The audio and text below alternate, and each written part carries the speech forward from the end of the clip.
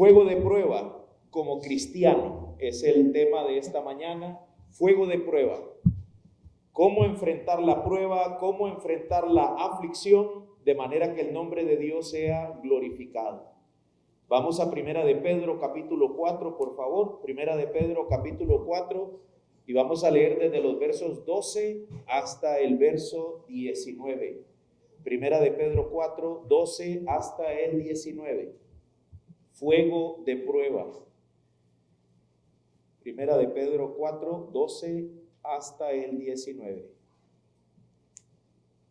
Vamos a leer la porción, después vamos a orar e iniciar así la exposición de lo que la Biblia dice en este texto. Primera de Pedro 4, 12 a el 19.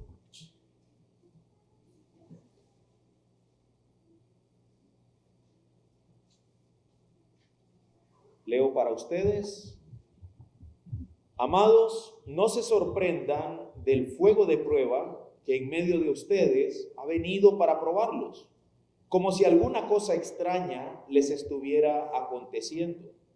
Antes bien, en la medida en que comparten los padecimientos de Cristo, regocíjense, para que también en la revelación de su gloria se regocijen con gran alegría. Si ustedes son insultados por el nombre de Cristo, dichosos son, pues el Espíritu de gloria y de Dios reposa sobre ustedes. Ciertamente, por ellos Él es blasfemado, pero por ustedes es glorificado. Que de ninguna manera sufra alguien de ustedes como asesino, o ladrón, o malhechor, o por entrometido. Pero si alguien sufre como cristiano, que no se avergüence, sino que como tal glorifique a Dios. Porque es tiempo de que el juicio comience por la casa de Dios.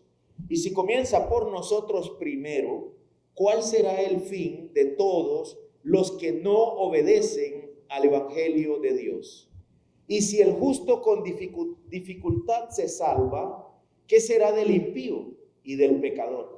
Así que los que sufren conforme a la voluntad de Dios, encomienden sus almas al fiel Creador, haciendo el bien.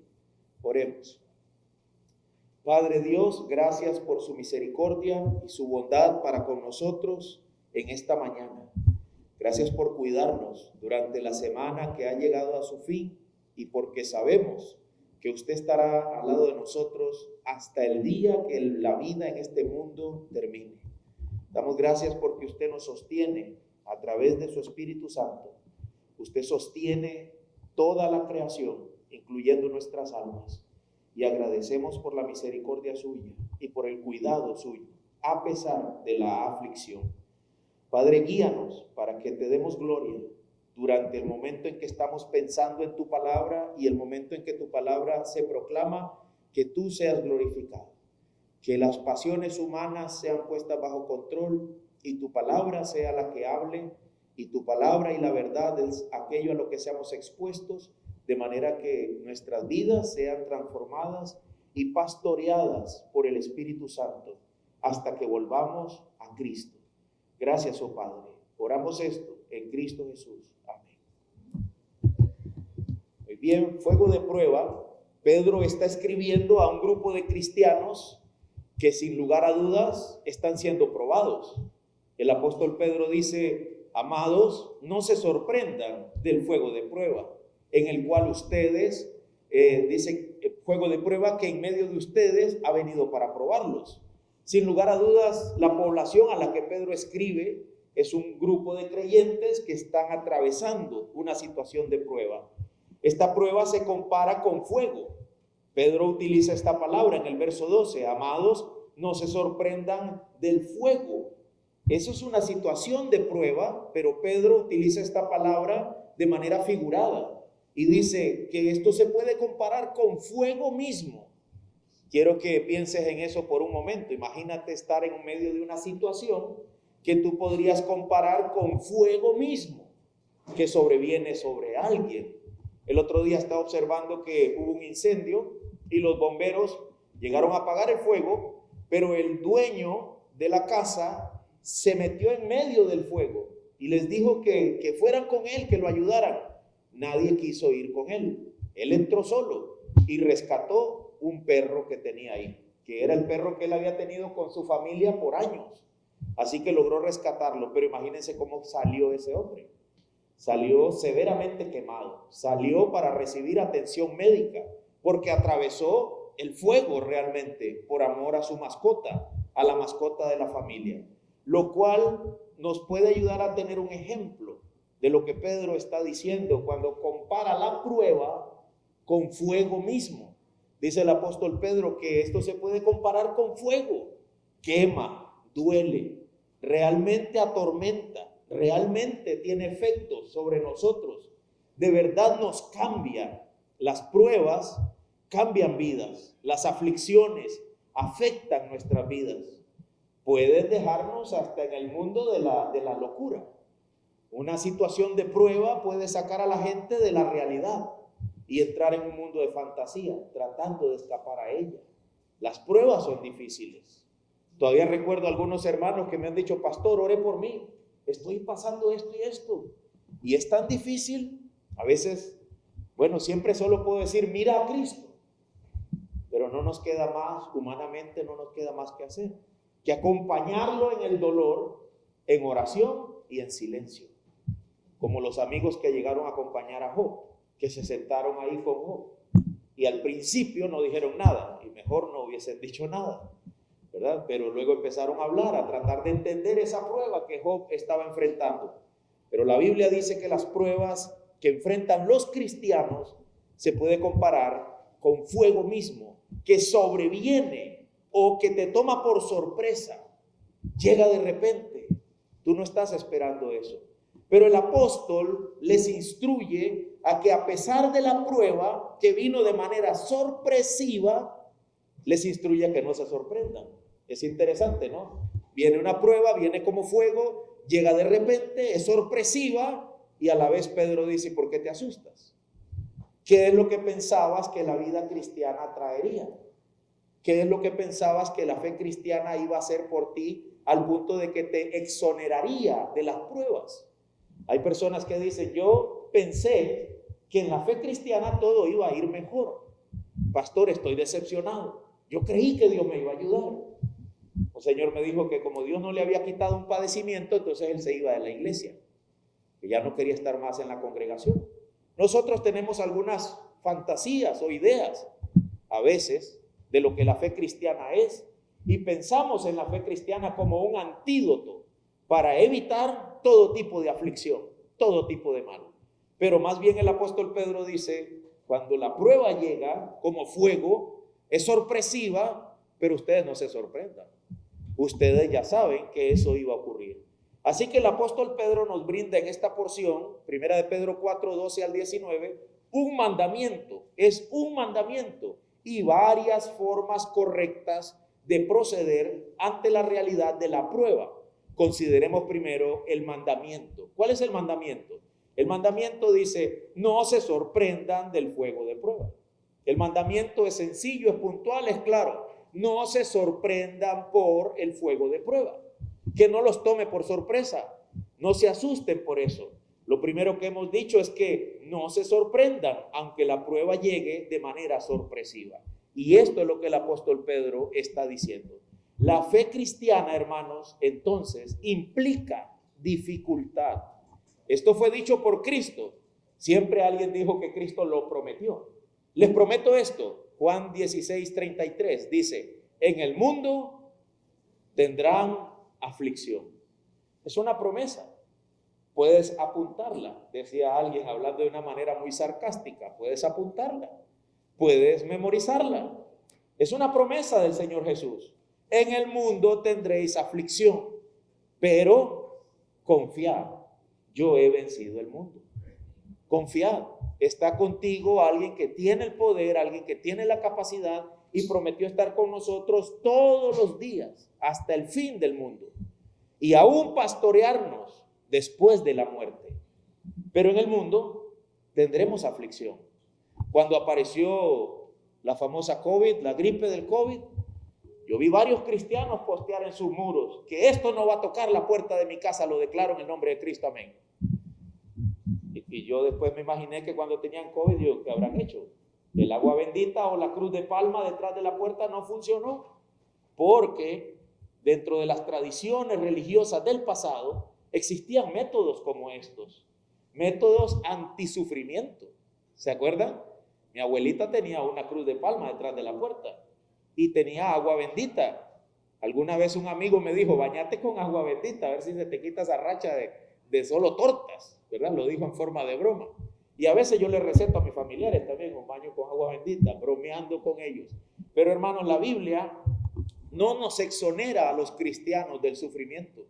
Esa no es la realidad de este mundo. Dice un autor, es demostrar un carácter sumamente inseguro. Eso no es un carácter maduro. Pensar que el sufrimiento no va a tocar la puerta de mi casa. Eso es inseguridad. El carácter maduro dice, Él me sostendrá. Aún en medio de la prueba, Él me sostendrá. Él está conmigo. Él está conmigo en la tempestad. Ese es el carácter maduro. Es como si yo les digo, vamos a pescar y se pone bravo el viento y se pone bravo el mar y algunos quieren abandonar la barca. Y yo le diría, ¿qué pensabas? ¿Qué íbamos a encontrar en el mar? El mar es completamente impredecible. Los vientos cambian en cualquier momento y se viene la tempestad. Hay que estar listo para hacerle frente a eso. Por eso las embarcaciones tienen que andar un chaleco salvavidas. Por eso los aviones te dicen que debajo del asiento está el chaleco y te instruyen. No importa si es tu primera vez que vuelas o si ya has volado muchas veces, presta atención. Porque si el avión se cae, eso está dentro de lo normal. Eso está dentro de lo que puede suceder en este mundo. Si el barco es azotado por el viento, eso está dentro de lo que puede suceder. Si el cristiano es afligido, eso está dentro de lo que tiene que suceder. Nosotros hemos de aprender eso y no encontrarnos sorprendidos por el fuego de prueba. Dice el apóstol Pablo en Filipenses 1:29, quiero que lo busques, porque es un texto que cambió mi vida hace muchos años, pero cuando lo leí para mí fue revelador, increíble. Después de llamarme cristiano por muchos años, por primera vez entendía esto. Filipenses 1:29. Búscalo, por favor. Filipenses 1:29. ¿Lo tienes? Porque a ustedes se les ha concedido por amor de Cristo, no solo creer en Cristo, sino también, ¿qué? Sufrir por Él. A ustedes, a los cristianos, se les ha concedido, dice el texto, por amor de Cristo. Es el amor de Cristo conlleva que se les dio una concesión. Ustedes son propietarios de una concesión. Filipenses 1:29. La concesión del amor de Cristo, por medio del amor de Cristo, conlleva dos cosas. Eres privilegiado. No es una concesión solo de una parte del contrato, es una concesión del contrato total. Se nos ha concedido por amor de Cristo en Filipenses 1:29, no solo creer en Él, sino también, mira esto, sufrir por Él. Es parte del contrato, es parte de la concesión divina. No solo que creas, ustedes saben que para que alguien tenga fe, para que alguien crea en el Evangelio, un milagro de Dios tiene que ocurrir en nuestras almas. Porque nosotros somos ciegos, somos muertos, estamos muertos en delitos y pecados. Para que usted esté aquí y diciendo que sí a lo que yo estoy diciendo, el Espíritu de Dios tuvo que haber soplado un aliento de vida en usted y darle una comprensión que otros lamentablemente no tienen por la incredulidad y la dureza de sus corazones. Pero eso es la parte de creer en Él. Y dice el apóstol Pablo, pero también está la otra parte, sufrir por Él. Es parte de la concesión. Sufrir por Él es parte de la concesión. Ahora llegué aquí manejando y alabé a Dios porque mis hermanos se habían, por fin, una familia llegó antes que el pastor. Por fin, había una familia ahí ya lista para trabajar. ¿Qué crees? ¿Que durmieron hasta que fue tarde? No. Tuvieron que levantarse temprano, tuvieron que hacer desayuno, tuvieron que corretear para estar ahí, tuvieron que prepararse con tiempo para estar ahí. Y luego vienen y dicen, pastor, qué duro. Y yo diría, alégrate, ya estás sufriendo por Cristo. Ya estás aprendiendo a sufrir por Cristo. Yo les decía que mi hermana Zulay es hermana de sangre y hermana en la fe. Cuando ella empezó a cantar, Ella cantaba como cualquiera de nosotros ahí, lo disfrutaba, alabando al Señor. Y después se dio cuenta que tenía que planear programas, hacer programas, ensayar los programas, venir y cantar aquí y ser la voz principal. Y me decía, es complicado estar atento a esto, a cantar. Ya no lo disfruto como antes, con la tranquilidad de la silla. Y yo le dije, ahora tienes que aprender a disfrutar el padecimiento por la causa de Cristo. Ahora tienes que aprender a deleitarte en el sufrir por la causa de Cristo. Y hermanos míos, créanme que esto no es la mitad, ni la mitad de las aflicciones que los creyentes han atravesado a través del tiempo. Algunos por la causa de Cristo fueron partidos por la mitad con un serrucho. Algunos por la causa de Cristo fueron crucificados boca abajo por la causa de Cristo. Algunos por la causa de Cristo fueron entregados a los leones. Algunos por la causa de Cristo fueron apedreados hasta la muerte. Por la causa de Cristo. No era por más nada. Eran buenos trabajadores, eran buenos vecinos, decían buenos días, te regalaban de lo que tenían, te daban un ray si era necesario, pero eran cristianos. Y ese fue su mal.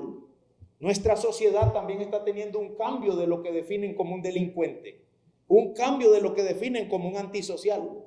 Ahora un antisocial es el que no sea tolerante a las ideologías LGTBIQ y todas las que hay. Eso es un antisocial ahora, el que no es tolerante a esas ideologías. El que tiene un punto de vista contrario a las ideologías socialistas, progresistas, es un intolerante, es un antisocial. Está en contra del progreso, está en contra del desarrollo.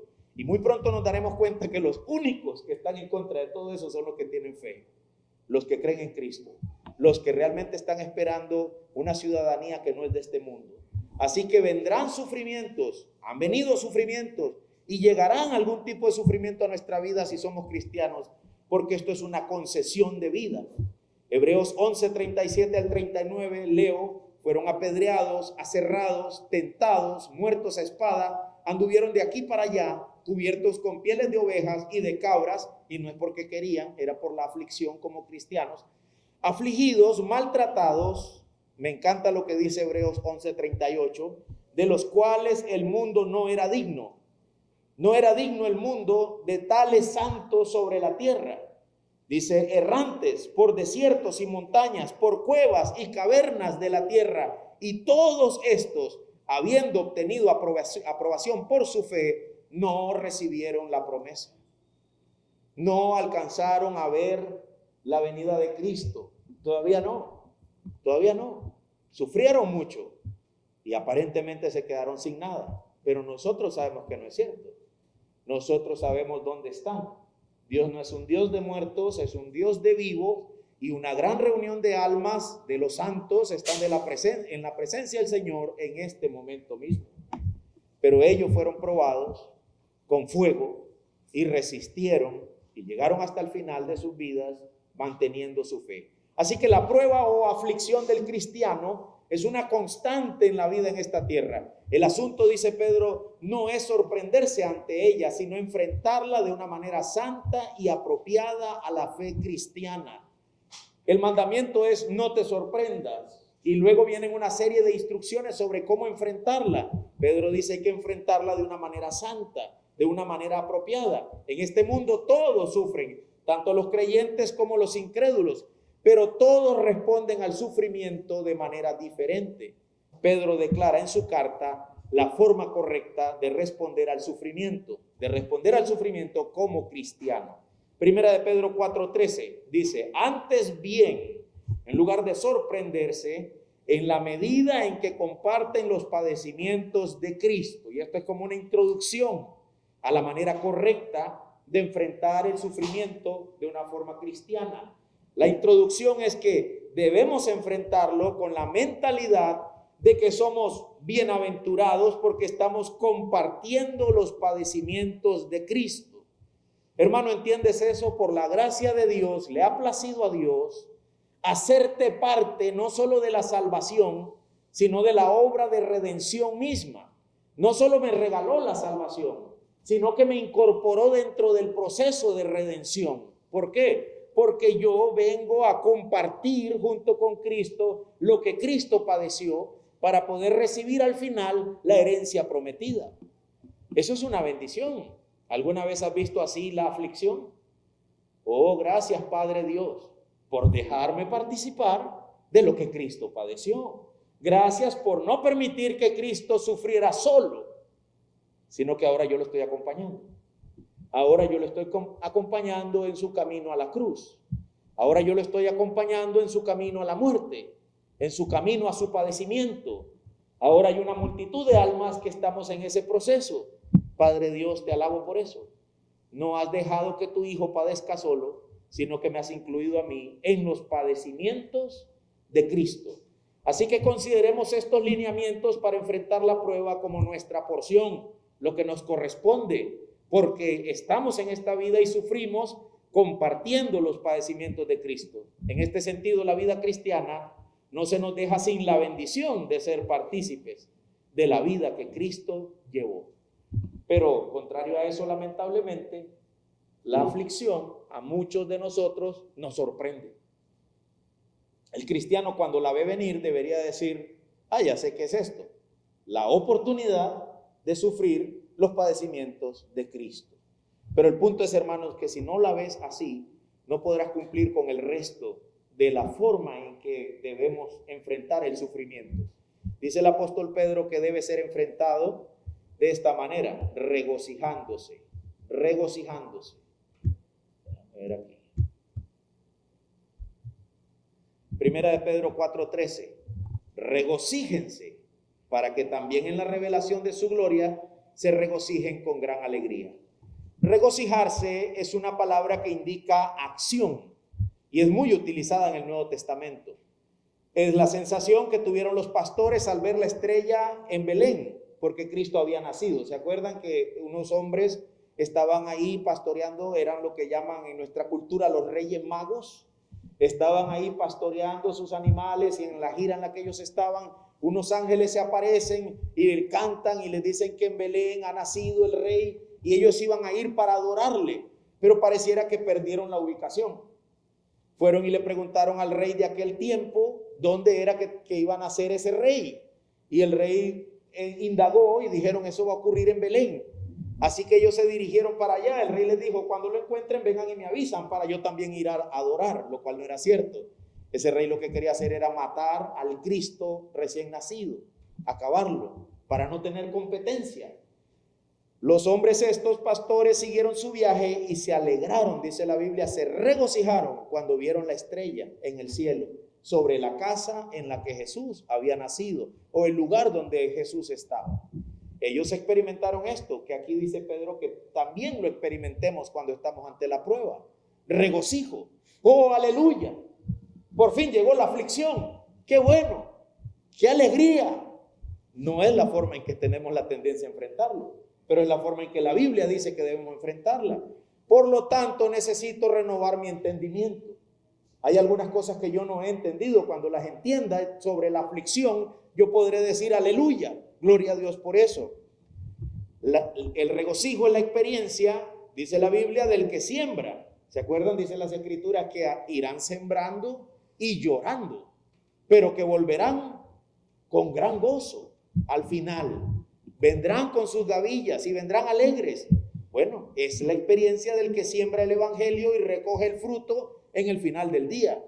El regocijo es la alegría de los discípulos al ver que el Jesús crucificado y sepultado había resucitado. Dice la Biblia en Juan 20, 19 y 20, al atardecer de aquel día, el primero de la semana, y estando cerradas las puertas del lugar donde los discípulos se encontraban por miedo a los judíos, Jesús vino y se puso en pie, se puso en medio de ellos y les dijo: paz a ustedes. Y diciendo esto, le mostró las manos y el costado.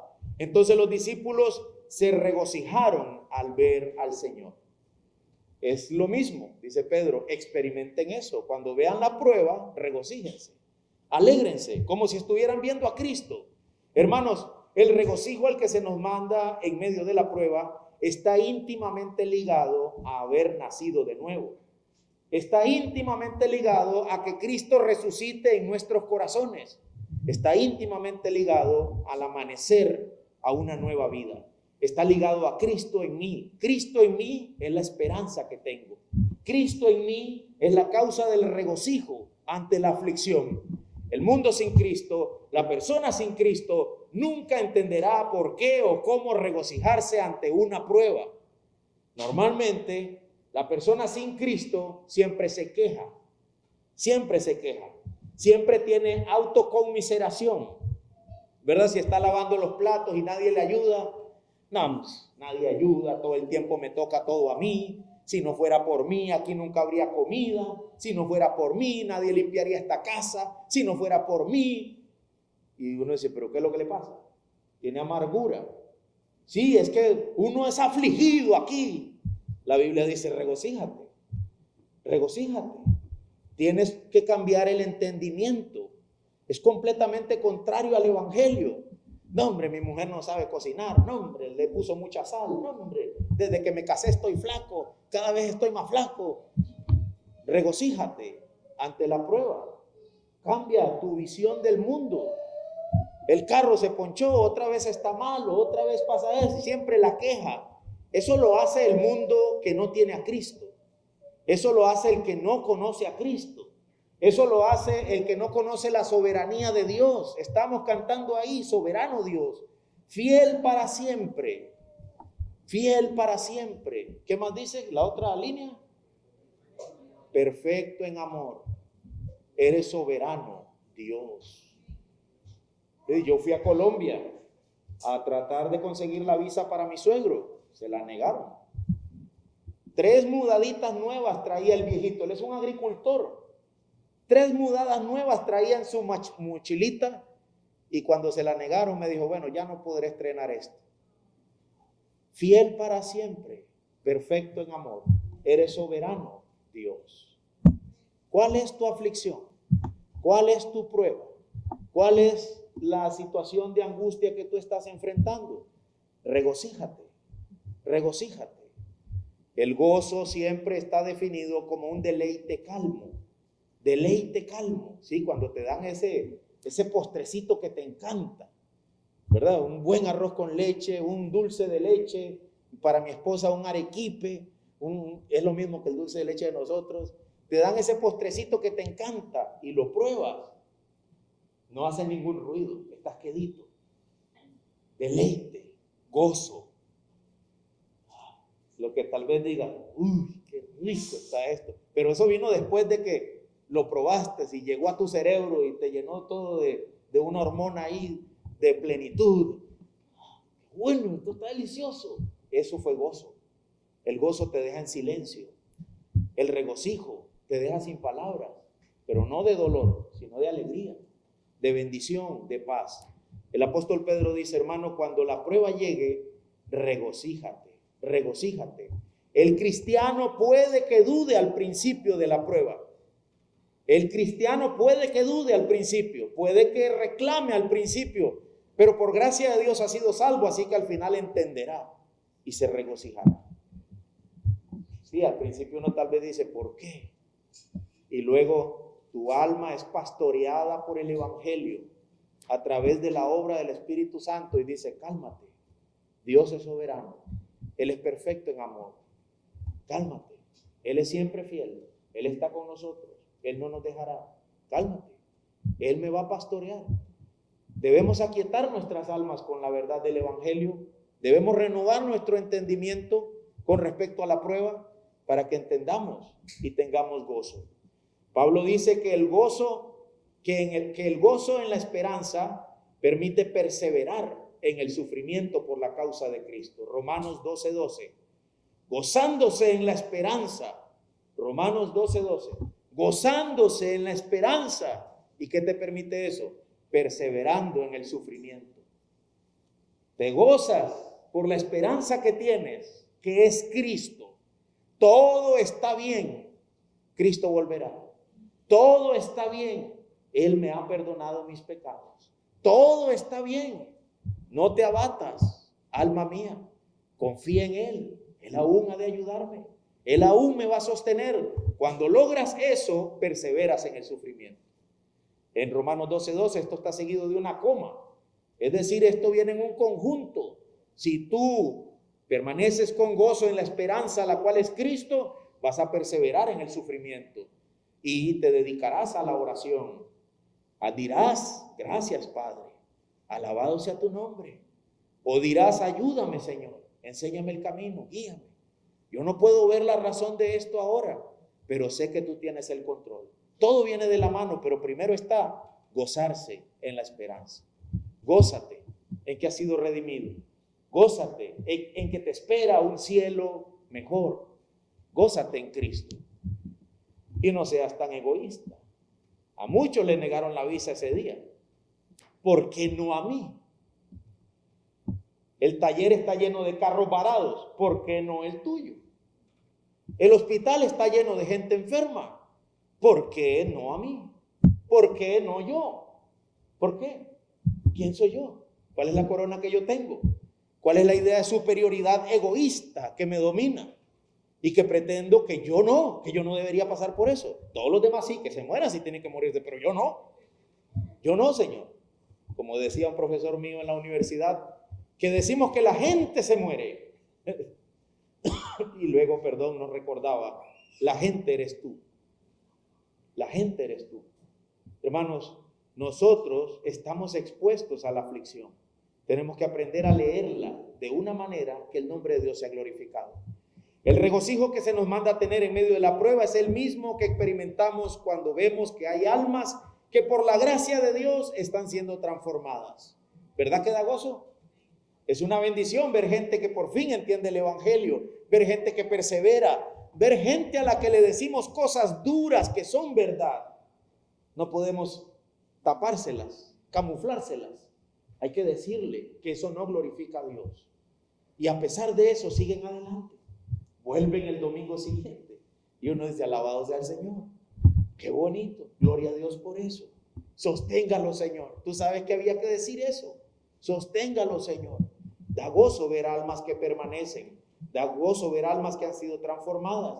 No es solo regocijarnos en los momentos bellos o tiernos y de confianza, sino también regocijarnos en las peores aflicciones, sabiendo que Dios tiene el control y que sabe guiar nuestras vidas para bien, que no es tal vez mi bien humanista, sino el bien de Dios. El bien de Dios es el bien de las almas. Romanos 8:28. Y sabemos que para los que aman a Dios todas las cosas cooperan para bien. Esto es para los que son llamados conforme a su propósito. Los que son llamados por Él, conforme al propósito de Él. Todas las cosas, todas prosperan para bien. Como dijo un predicador, no necesariamente el bien tuyo, sino el bien santo, la obra santa de Dios. Esto va a servir para que el nombre de Dios sea glorificado. No, pastor, yo quería que sirviera, pero para yo hacerme rico. Yo quería que sirviera, pero para yo manejar el carro de mi sueño, tener la casa de mi sueño. Eso no es lo que dice ahí. Dice que todas las cosas cooperan para bien.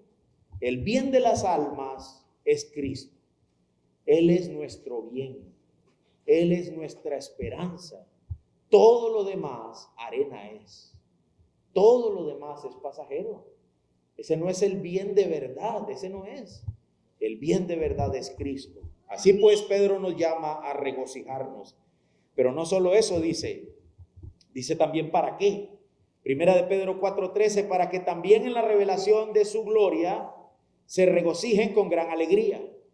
La enseñanza de Pedro es que quien sufre con regocijo se regocijará con alegría. El que sufre con regocijo se regocijará con alegría cuando Cristo vuelva. Una cosa es sinónimo de la otra. Esta es una relación directa. Sufres con gozo por Cristo hoy. Te gozarás eternamente con Él un día. ¿Prefieres arreglártelas por ti mismo? En lugar de gozarte, te llenas de ira, te llenas de enojo, te afliges y haces valer tus derechos, entonces te entristecerás un día al ver el fruto de ese desenfreno. Es una relación directa. Llega la aflicción, ¿qué haces? ¿La enfrento como Dios manda o la enfrento como yo quiero? Si la enfrentas como Dios manda, tendrás gozo un día en el final de todas las cosas. Si la enfrentas como tú quieres, serás desechado. Dice Jesús, muchos me dirán aquel día, Señor, Señor, Y Él va a decir, apártense de mí, yo no los conozco. Ustedes son hacedores de maldad. ¿Y saben lo que eso significa? Ustedes viven como si yo no hubiera dicho cómo debían vivir. Yo dije cómo tenían que vivir. Ante la aflicción, alégrate. Entiende que estás compartiendo los padecimientos con Cristo y que significa que tienes esperanza, que vendrá un día final en que todo cambiará. Ahora me preguntaba mi sobrino que alguien dijo que si Dios existe, ¿por qué no termina con el dolor? Ustedes saben que esa es pregunta de agenda de los incrédulos. Ellos siempre hacen la misma pregunta, no son muy creativos, no son muy profundos pensando. La respuesta es muy sencilla. ¿Cómo que no termina con el dolor? Claro que sí. El fin de todas las cosas se acerca, dice el apóstol Pedro. Todo va a llegar a su fin. Pero ¿por qué no lo termina ya? ¿Por qué no lo termina hoy? Bueno, ¿quieres que lo termine porque tú quieres que lo termine? Entonces eso es una idea egoísta, humanista, está enfocada en ti. Ahora tú eres el rey de todo y tú quieres que esto termine cuando tú dices. No, eso no es lo que estoy diciendo. Lo que digo es, ¿para qué nos atraviesa por tanto dolor? Bueno, lo hace porque de esa manera su nombre es glorificado, para que también en la revelación de su gloria se regocijen con gran alegría, y para que su nombre sea exaltado y glorificado, para que conozcamos su misericordia, conozcamos su amor, conozcamos su control, para que seamos humillados nosotros y exaltado el Padre Dios. Este mundo es el mundo de Dios, no es el mundo nuestro. Nosotros somos siervos de Él para la gloria de Él. Yo no hice este mundo. Dios me dio vida en medio de este mundo. Yo vine después de Adán. El mundo ya estaba caído y yo también. Pero Dios tuvo de mi misericordia. Y no solo para salvarme, sino también para sostenerme, para cuidarme, para ayudarme. Yo le decía a mi sobrino, 99.8% de todo lo que nos pasa es bueno. Y un 0. Algo es malo, y amplificamos eso malo como si fuera toda mi vida una desgracia, lo cual no es cierto. No es cierto. Hoy yo tengo gripe aquí, pero no todos los domingos tengo gripe, casi siempre estoy bien. A pesar de que tengo gripe, aquí estoy predicando, podría estar peor. Y a pesar de que estuviera peor, podría ser peor. Y total, lo peor de todo sería la muerte. Y para un creyente la muerte significa ver a Cristo cara a cara y el fin de todos sus tormentos. Entonces, todo fue bueno. Nunca hubo nada malo. La muerte es solo una sirviente que abre la puerta a la eternidad para aquel que tiene su fe y su esperanza puesta en el que nos salva. La muerte solo va a decir, pasa adelante, reconcíliate y conoce por fin a tu Señor. No puedo hacer más nada. Ella está derrotada, solo es una sierva, humanizando la verdad, hablando como si fuera una persona, solo es una sirviente que nos da paso a la eternidad. Así que la Biblia dice que nosotros hemos de aprender a regocijarnos, entendiendo que si me regocijo hoy, me regocijaré en el día final. Pedro no solo dice eso, sino que también dice en 1 de Pedro 4:14, si ustedes son insultados por el nombre de Cristo, ¿qué dice que son? Dichosos son. Dichosos son. ¿Por qué, Pedro? Pues, o porque esto significa que el Espíritu de gloria y de Dios reposa sobre ustedes. Si te insultan por la causa de Cristo, si sufres por la causa de Cristo, eres bienaventurado. Hermanos, nosotros no hemos terminado de entender lo que significa ser salvo. Muchos de nosotros no hemos terminado de hacer la matemática y darnos cuenta de la bendición que significa haber sido rescatados de nuestros pecados. Algunos creen el rescate de sus pecados como un efecto natural. Sí, yo siempre vine a la iglesia, yo siempre he sido muy obediente, yo soy pura vida, es lógico que Dios me salve. No, así no enseña la Biblia que es la cosa. La Biblia dice, por cuanto todos pecaron, están destituidos de la gloria de Dios. La Biblia dice, ninguno de ustedes alcanza a glorificar a Dios de la manera que el nombre de Dios debería ser glorificado, como para ser considerados herederos de vida eterna. Ninguno. Todos los hombres hemos de entender que estamos perdidos, muertos en delitos y pecados, antes de que entendamos lo que significa la redención. Algunos viven sus vidas cristianas a la fuerza, algunos viven sus vidas cristianas a empujones. Vamos al culto, lee la Biblia, ora. Hay que pedirles, hay que suplicarles y hay que prometerles para que Dios te bendiga, porque si no, no lo hacen. estos no han entendido lo que significa la bendición de que el Espíritu de Dios repose sobre mí. Estos nunca se han visto como miserables, pobres, necesitados. Estos se creen la crema y la nata de este mundo. Estos dicen, hijos de Abraham somos. Nunca hemos sido esclavos de nadie. ¿De qué me estás hablando? Y Cristo dice, van a perecer. Ustedes son hijos de su padre, el diablo. Hermano, el cristiano verdadero, amigo, el verdadero cristiano, primero experimentó la pobreza de espíritu. Primero experimentó la condición de miseria. O sea que Dios está enojado conmigo todos los días. O sea que Dios me aborrece. Sí, Señor. O sea que yo estoy caminando hacia la condenación. Exactamente. Como dijo un predicador de la antigüedad, caminas sobre el infierno, sobre tablas podridas. Estás a punto de irte a la condenación eterna. Cuando te asustes por eso, ese predicador dijo eso. Y alguien gritó allá atrás, pastor, hay gente muriendo. Por gracia de Dios, algunos oyeron eso y dijeron, ¿qué? Sí, caminas sobre el infierno. Y lo que Dios ha dejado ahí para que tú te pares son tablas podridas. En cualquier momento te vas abajo. Hubo gente que murió del susto ese día. ¿Y sabes qué hizo el predicador? Siguió predicando. Siguió predicando. Hubo lo que se llama un gran despertar.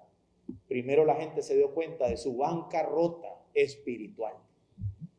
Cuando nos demos cuenta de la bancarrota espiritual, entonces leeremos Mateo 5:11. Bienaventurados serán cuando los insulten y los persigan y digan todo género de mal contra ustedes falsamente por causa de mí, dice Cristo. Serán bienaventurados cuando los insulten, cuando los persigan por la causa de Cristo, serán bienaventurados. Pedro utiliza esa experiencia en la que él escuchó a Jesús decir eso para ahora decir que si ustedes son insultados por el nombre de Cristo, dichosos son. Y la palabra dichosos que utiliza es la misma que usó Jesús en Mateo 5:11 al decir bienaventurados son cuando los insultan. Bienaventurados son los pobres en espíritu. Bienaventurados son los que anhelan la justicia y no la encuentran en esta tierra. Son bienaventurados porque el Espíritu de Dios reposa sobre ellos. Si son insultados por Cristo, es evidencia de que el Espíritu de Dios reposa sobre ti. Algunos vienen y dicen, pastor, ya entiendo. Yo no puedo ser salvo sino solo por la gracia de Dios. Sí, le digo. ¿Cómo hago para saber si soy salvo? Le preguntaría yo, ¿te han insultado por ser cristiano? ¿Te han insultado? ¿Se han burlado de ti por tu fe? ¿Has sufrido por Cristo? ¿Sufrir por Cristo, pastor? ¿Eso qué es? No sabes lo que es sufrir por Cristo. No sabes. El que siempre se las anda arreglando a su manera, nunca sabrá lo que es sufrir por la causa de Cristo. Hay algunos bichillos maliciosos que ante cada prueba ellos saben solucionarlo de una manera terrenal, pecaminosa, carnal. Pastor, me vendieron un carro malo. ¿Qué hago? Arréglalo, está loco. Me va a costar más plata arreglarlo. Yo le voy a hacer una manito de gato y lo vendo. Entonces no quieres sufrir por la verdad. Entonces no quieres sufrir por Cristo. Tú eres un vivazo. Siempre estás haciendo ahí algo para quitarte la aflicción. Tú encuentras tu propio método de librarte del dolor. Hermanos míos, eso es pecado. Yo sé que tu carne dice, hazlo. Pero si tienes el Espíritu Santo, dice, no lo hagas. No lo hagas. Sufre. Sufre. Hermanos, a veces para encontrar paz hay que sufrir un poco más. A veces para encontrar paz hay que abandonar eso que yo creo que es la solución para mi alma. Es una falsa esperanza. Cree la verdad, vívela, practícala, enséñala y de esa manera serás libre. Qué increíble, pastor. Yo nunca hubiera pensado que echando para atrás realmente iba a echar para adelante. Que enfrentando el dolor realmente iba a encontrar el gozo. Yo estaba tratando de encontrar el gozo con mis propias estrategias, con mis propios métodos, dice Dios, no prosperarán. No van a prosperar. No se prospera con nuestros propios métodos. Solo se hunde uno más. Confía en el Señor y Él hará. Confía en el Señor y Él hará. Estamos llamados a eso. La palabra de Dios nos dice que nosotros hemos de considerarnos dichosos en medio de la aflicción, porque el Espíritu de Dios reposa sobre nosotros. El reposo del Espíritu Santo sobre una alma es un evento de incalculable valor. El reposo del Espíritu Santo sobre una alma implica salvación. El reposo del Espíritu Santo sobre una alma conlleva perdón de pecados, evidencia total de que gozará de Dios por la eternidad. Estas son grandes cosas, pero solo pueden ser disfrutadas por una mente renovada por el Evangelio. Otros considerarán el reposo de Dios sobre él como poca cosa, pero el pueblo de Dios entiende el beneficio. Apocalipsis 19:9, el ángel me dijo, escribe, bienaventurados los que están invitados a la cena de la boda del Cordero. También me dijo, estas son palabras verdaderas de Dios. ¿Sabes lo que está diciendo? Bendito aquel que estará conmigo un día. Bienaventurado, dichoso, aquel sobre quien repose el Espíritu de Cristo. Dichoso. ¿Por qué? Dice, porque, estará en las cenas de las bodas del Cordero. Y luego dice, qué interesante que diga, estas son palabras verdaderas de Dios. Estas son palabras verdaderas de Dios. ¿Sabes lo que significa? Un día te darás cuenta. Pero ahorita es esperanza contra esperanza. Pastor, pero es que para hacer eso yo tengo que sufrir. Sufre entonces, por la causa de Cristo. Sufre. Pastor, pero ¿cuál va a ser mi parte entonces? Espérate. Un día lo verás. El apóstol Pedro le dijo un día a Jesús, nosotros lo hemos dejado todo y te hemos seguido. ¿Qué vamos a ganar? Dice Pedro, recuerden que Pedro era negociante, vendía pescado, tenía una empresa, tenía unos barcos. ¿Qué vamos a ganar? Y dice Jesús, lo van a ganar todo y la vida eterna. Le permitió al insensato plantear la pregunta, ¿cuál es la ganancia de vivir así? La vida eterna. Y dice Dios, son palabras verdaderas mías. Un día lo verás, un día lo verás. Hermanos, Dios nos ayude a que nuestros ojos se cierren en esperanza. Que la muerte toque la puerta de nuestra vida y nos encuentre tranquilos, gozosos, diciendo, yo voy a ver a Cristo. Y voy a ver todas esas promesas. Y voy a conocer su gloria. Y veré qué tan grande era. Cuánto valió la pena. Pablo decía, pago por ver. Pago por ver. Pero ¿sabes qué? ¿Con qué pagaba? ¿Qué ponía sobre la mesa? Su propia vida. Dice Pablo, aquí está. Entrego todo. Vale la pena por ver a Cristo, por ver su gloria. Un día de estos se cerrarán nuestros ojos y diremos, era cierto, era verdad. Qué lástima que sea para algunos tal vez demasiado tarde. El momento en que digan, era cierto, era verdad, era verdad. Y yo no lo creí. Era verdad y yo no lo aprecié. Era verdad y yo no lo valoré. Todo por la necedad de mi alma, la necedad de mi corazón, por no querer rendirlo. Imagínate, hay gente que cambia a Cristo por belleza. Los cambian por belleza. Yo puedo llevarte donde unas viejitas al asilo de ancianos. A menudo veo jóvenes bellas y pienso, ¿qué será de ellas cuando tengan 40 años más?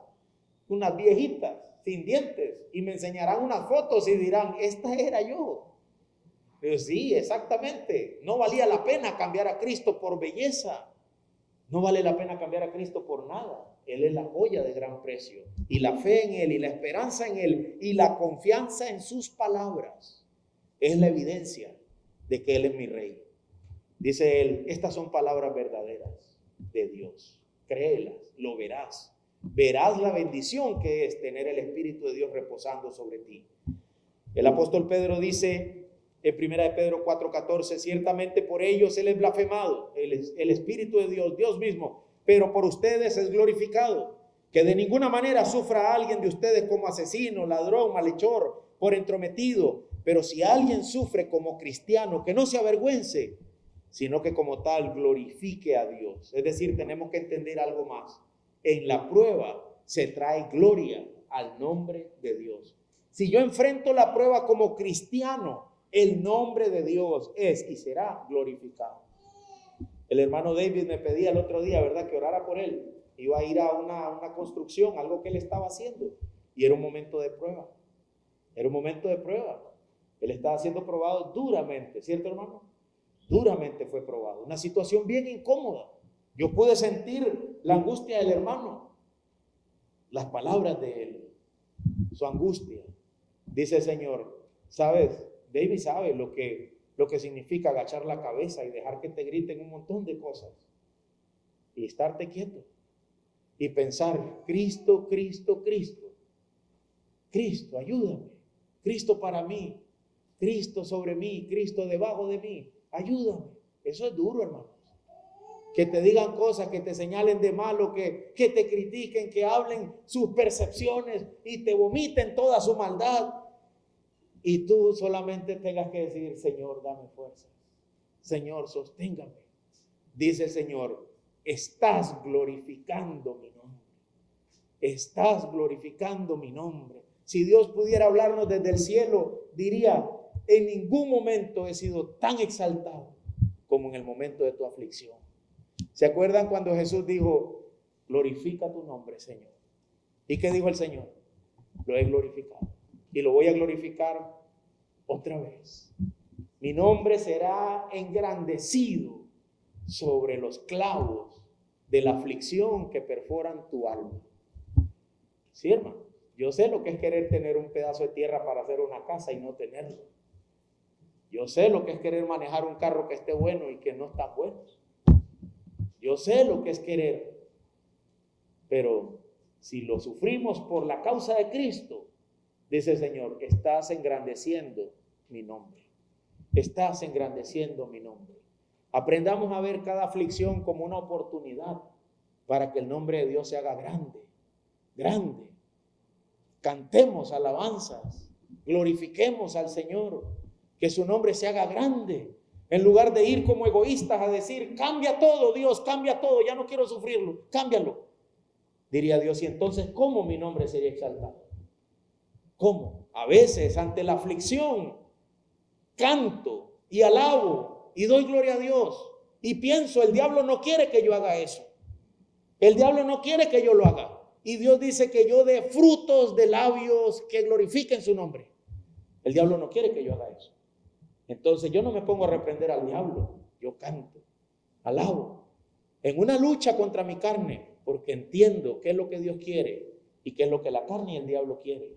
Y Dios dice, glorifica mi nombre. Si la enfrentas como cristiano, glorificarás mi nombre. Los impíos, al despreciar el reposo del Espíritu Santo, blasfeman el nombre de Dios. Pero los santos, al sufrir los maltratos por Cristo, glorifican el nombre de Dios.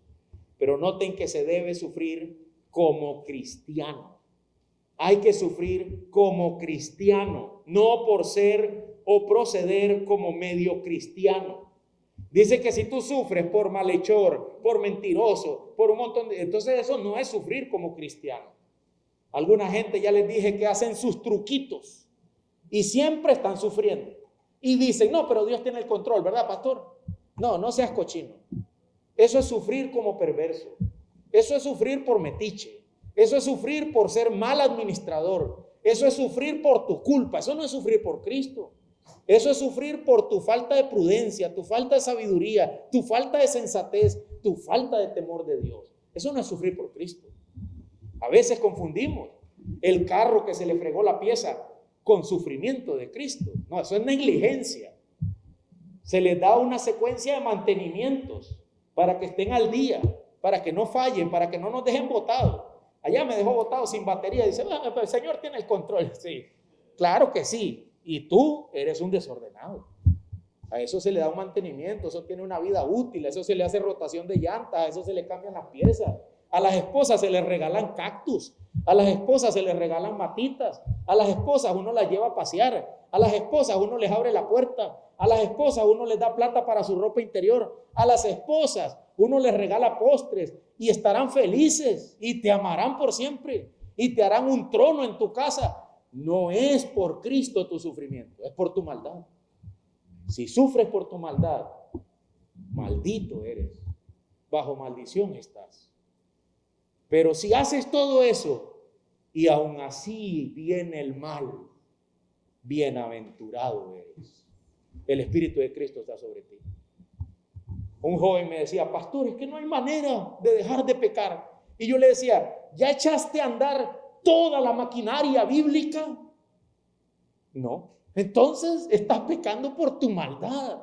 No es por falta de poder de Dios. No echas a andar toda la maquinaria bíblica.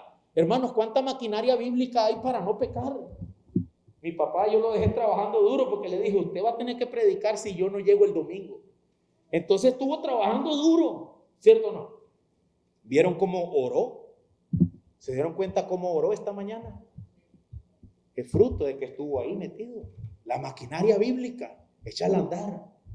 Y no sufrirás por perverso, por malo, por engañador, por rufián, sino que si viene el sufrimiento, será por Cristo.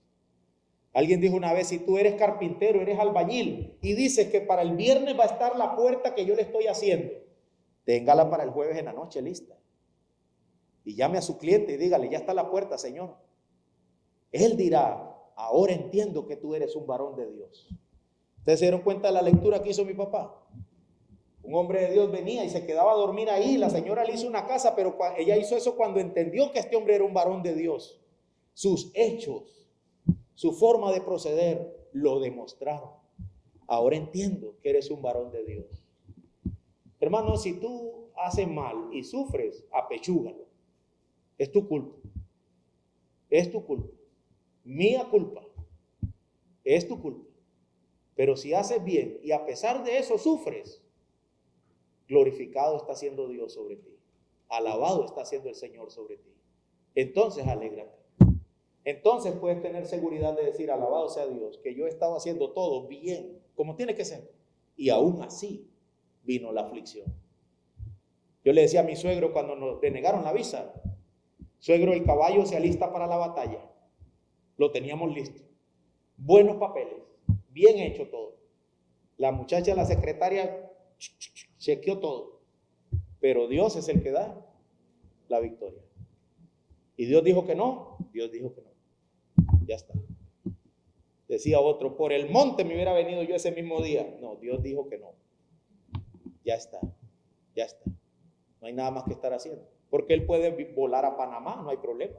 Él puede volar a Nicaragua, no hay problema. Pero Costa Rica no. Por el monte me estuviera cruzando yo ese el otro día en la mañana.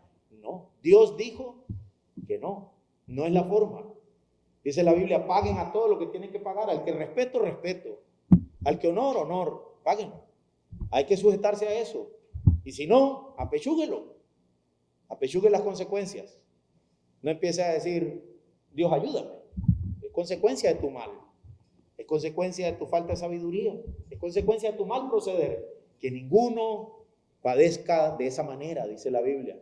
Pastor, ¿usted la agarró conmigo hoy? No, es que Pedro dice, ninguno padezca de esa manera.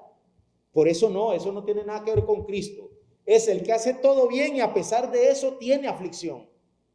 Ese es el padecimiento que es por la causa de Cristo. Ese es el padecimiento en el que Dios promete que su nombre será glorificado y que estará con nosotros en medio de esa aflicción. Muchas veces hay padecimientos que provienen de falta de sabiduría, de los intentos de ser astutos, de nuestro pecado, de nuestras manifestaciones de pecado. Estas no deben ser causa de regocijo, sino que son señas efectivas de que el Espíritu de Dios no reposa sobre mí o de que yo no estoy obedeciendo al Espíritu de Dios como debería ser. Son evidencias negativas de la gracia de Dios sobre esa persona. El creyente glorifica a Dios al sufrir debidamente como cristiano. Y si ese es tu caso, hermano, no te avergüences. No te avergüences por el amigo que ya no te saluda. ¿Les ha pasado eso? Ya no me saluda porque ahora soy cristiano.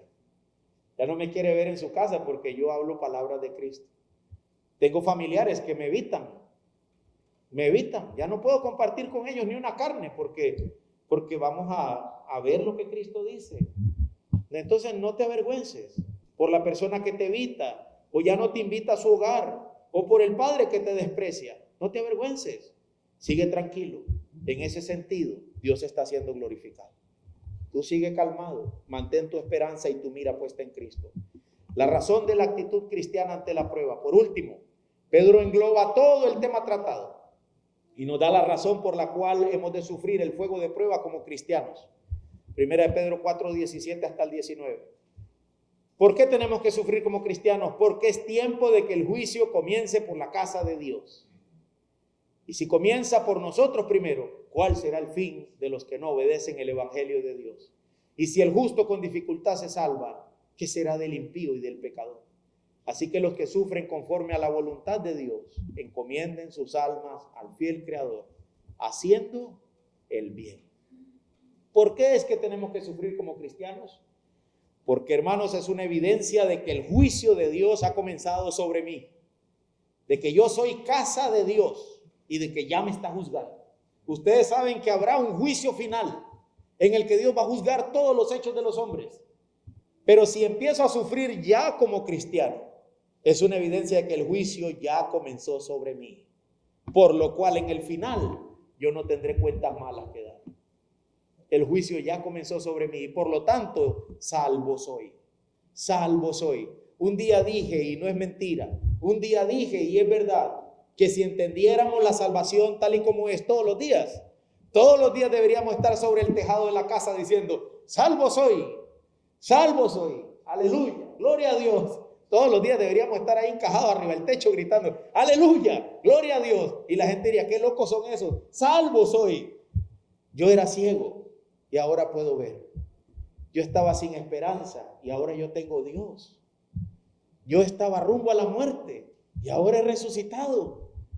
¿Cómo crees que se sentía la gente a la que Jesús le devolvía a los muertos? ¿Ah? ¿Cómo crees que se sentía esa gente?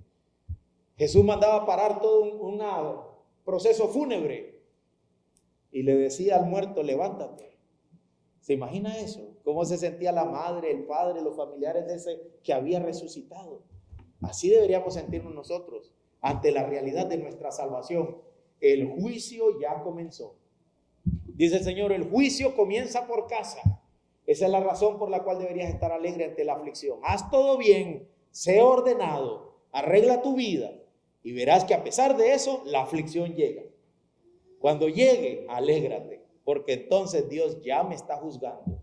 Yo estoy sufriendo para Él, de manera que el nombre de Él sea glorificado y el alma mía se regocije por la eternidad con Cristo un día. Todo está bien entonces, he sido aprobado.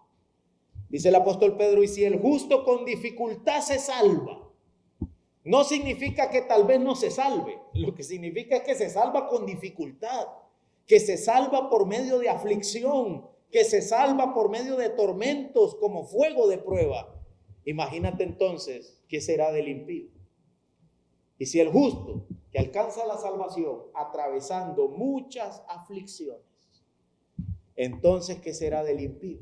Que no será salvo. ¿Cuántas aflicciones va a sufrir? ¿Cuánto va a ser atormentada su alma? Porque él no será salvo. Si yo que voy a ser salvo soy altamente atormentado, ¿qué será del que no será salvo? Sufrirán pérdida, dice el Señor, pérdida de eterna condenación. Se va a sentir como una carencia para siempre al quedar separados de Dios. Pedro dice, por tanto, considerando que bueno es Dios, porque a pesar de que me prueba y me aflige con fuego de prueba, eso no es por cerca lo que le va a esperar a los impíos o a los incrédulos. Los que niegan la realidad de estas cosas, que entre nosotros son ciertísimas y de las cuales nosotros esperamos cumplimiento. Entonces, ¿cuál es el fin? Sufran conforme a la voluntad de Dios. 1. 2. Encomienden sus almas al fiel Creador. Y 3. Siga haciendo lo bueno. Siga haciendo lo bueno. Siga. A veces uno dice, pero ¿cómo puedo yo seguir haciendo eso? Siga haciéndolo. Pero ¿cómo se te ocurrió invitar a esa persona? Invítalo, sigue haciéndolo. Sigue haciendo lo bueno. Sigue haciendo lo bueno, que de esa manera el nombre de Dios es glorificado. Sigue haciendo lo bueno con gozo. Sigue haciendo lo bueno considerándote bienaventurado. Sigue haciendo lo bueno, glorificando a Dios al sufrir como cristiano. Terminemos leyendo, por favor, Hechos 5, 40 al 42. Ustedes saben que Pedro y Juan estuvieron un día ante el concilio de Jerusalén. Ustedes saben que a Pedro y a Juan y a los demás apóstoles, pero a estos dos en especial, les habían prohibido hablar en el nombre de Cristo. Saben que ellos dijeron que nunca callarían, no vamos a callar. Entonces fueron azotados por resolver no callar y por resolver seguir predicando. Fueron azotados para que tuvieran temor, para que se quedaran callados. Pero mira cómo ellos enfrentaron esa aflicción por la causa de Cristo. Hechos 5:40, ¿lo tienen? Ellos, los del consejo, aceptaron su consejo, el de Gamaliel. Y después de llamar a los apóstoles, los azotaron y les ordenaron que no hablaran más en el nombre de Jesús. Y los soltaron. Mira lo que les dijeron. Los azotaron y les dieron una orden. No hablen más en nombre de Cristo. Los apóstoles, pues, salieron de la presencia del concilio. ¿Cómo salieron? Alegres, regocijándose de que hubieran sido considerados dignos de sufrir afrenta. ¿Por quién? Por su nombre, el de Cristo. Por el nombre de Cristo. Alabado sea Dios. Por fin nos golpearon por Cristo. Qué bueno, decían ellos. Y todos los días les dijeron que no hablaran más en ese nombre. Entonces, todos los días, en el templo, en la casa, no cesaban de enseñar y de proclamar el evangelio de Jesús como el Cristo. Dos cosas hicieron ante la azotada y la amenaza. Se alegraron y dijeron, vámonos a predicar. Prediquemos más de eso. Pedro, pero nos van a azotar más, y no importa. Suframos por Cristo. Y alabado sea Dios, dice que me tomó en cuenta. Ellos entendían lo que les esperaba en el final, la corona. Ellos entendían eso. Y eso los estimulaba a seguir predicando. Si para mí Cristo es solo un accesorio, un tiliche que yo me puse aquí para, dice, que bueno, un billete de 2,000, ¿verdad? Dice alguien, es que solo me falta Cristo, voy a ponérmelo. Está completo. Yo era pura vida, muy buena gente, y ahora tengo a Cristo. Estoy bien. Si para mí Cristo es solo un accesorio, nunca sabré lo que es estar alegre ante la prueba. Sino que vengo y digamos, hablo con Rafita, y le digo, ay, Rafita, vieras qué mal estoy. Este es Cristo, ¿ah? Yo lo tengo aquí, pero vieras qué mal estoy, solo problemas, Rafita, solo problemas, las cosas van mal, y ahí estoy con mi quejadera. Y Rafita ve que dice, mira, ahí tienes a Cristo. Ah, sí, ese es Cristo, sí, pero es que mi problema, no alcanzamos a ver la grandeza de aquel que nos salva, la bendición de tenerlo a Él. Hermanos, yo supe que un día estaba así, yo he visto gente así, y también he visto gente que por fin vio a Cristo. Y dicen, alabado sea el Señor, porque tengo a Cristo. Todo va a estar bien. Yo tengo a Cristo. Debemos aprender a ver la aflicción de la manera que los apóstoles la veían. Para ellos, que lo golpearan era bendición. Que los azotaran era alegría. Ellos no eran ladrones, ellos no eran mentirosos, ellos eran honestos, ellos eran buenos vecinos, todo para la gloria de Dios. Y a pesar de eso les iba mal. Como dice un predicador, ellos no manejaban BMW, ellos no tenían mansiones, ellos no ganaban $1,000,000 al mes, ellos no tenían nada de eso. Muchas veces tenían hambre, dolor, aflicción, pero seguían porque ellos sabían que lo tenían todo. Yo tengo a Cristo, yo tengo a Cristo. Las razones por las cuales nosotros nos desesperamos pueden ser muy válidas. Puede que expliquen muy bien mi situación, pero jamás deberían ser la causa por la cual yo deje de ver y de seguir a Cristo. Yo deje de ver y de confiar en Cristo. Como dice un canto que a veces entonamos aquí, vivo está. Él está vivo y por lo tanto nosotros podemos tener esperanza. ¿Se acuerdan de esa mujer sulamita que mi papá leyó ahí, la lectura? ¿Qué fue lo que esa mujer le dijo a su marido cuando su hijo estaba muerto? Quédate en paz. Quédate en paz. ¿Qué fue lo que Cristo dijo cuando entró ahí donde estaban reunidos después de que todos pensaban que Cristo estaba muerto? La paz les doy. quédate en paz, descansa en el Señor y sigue haciendo su voluntad, sigue haciendo su voluntad. Que Dios nos ayude a entender la profundidad de esto. Vamos a orar.